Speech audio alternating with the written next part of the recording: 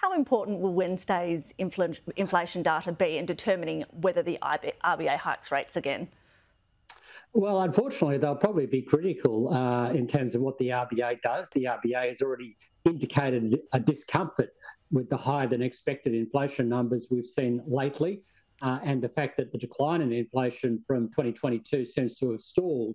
So I think if the numbers are roughly in line with the Reserve Bank's expectations, or even a little bit higher, it won't be a major problem. So our expectation is that the headline rate of inflation, the CPI, will come in at about 3.9%, which is fractionally above what the RBA is expecting at 3.8%. The trim mean will probably come in around 4% or 1% in the quarter. So obviously continued higher than desired inflation. But those numbers are around about consensus. They're a little bit higher than the RBA expects. I think the RBA would probably tolerate a little bit higher. But if it's much higher than that, for example, if the underlying measure, the so-called trimmed mean, comes in at, say, 4.1% or 4.2%, then it would significantly increase the chance of another hike by the Reserve Bank. Why has inflation been so sticky? Because we did get a bit of a surprise on the inflation front last time, didn't we? And I think it took the government by surprise too. We certainly did. We got good numbers up until about February, and then from then on, March, April, May, the monthly numbers have surprised on the upside with inflation heading back up again. And of course, that's come as a disappointment.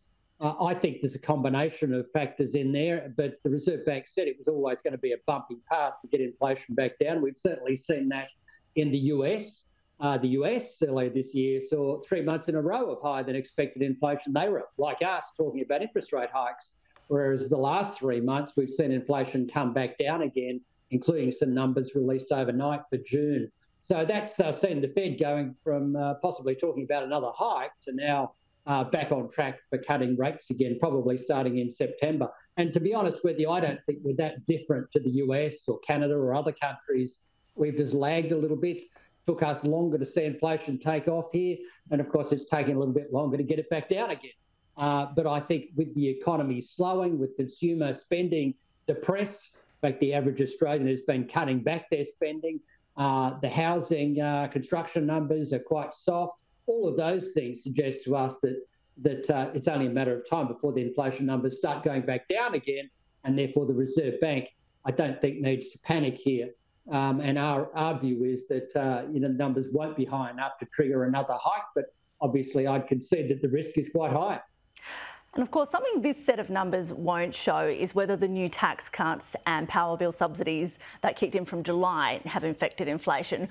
What impact do you think they'll have, and when will we get a sense of what impact they've had? Well, they're going to have a confusing impact because the cost of living measures are in the form of like rebates. Now, your rent won't go up as much if you qualify. Your electricity bill won't have gone up as much, or might even have come down, given the $300 household rebate. So those sorts of things will actually detract. We'll see lower inflation. In fact, it's quite likely that the inflation numbers, when they come out for the September quarter in 3 months' time, will show inflation potentially in the quarter going backwards. But the year-ended rate will probably fall below 3%.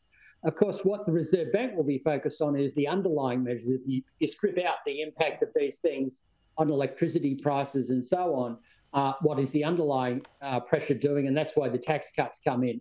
The tax cuts do put more money in the hands of people, and they might spend some of that. My feeling, though, is that I don't see Australians going on a spending spree.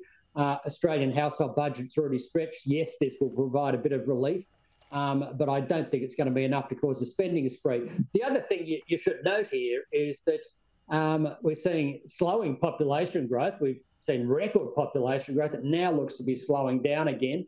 That'll take some pressure off, strengthen the economy. And unemployment also, I think, will rise. So those things should dampen any stimulatory impact from the tax cuts. But the bottom line is we won't know either way for a few months.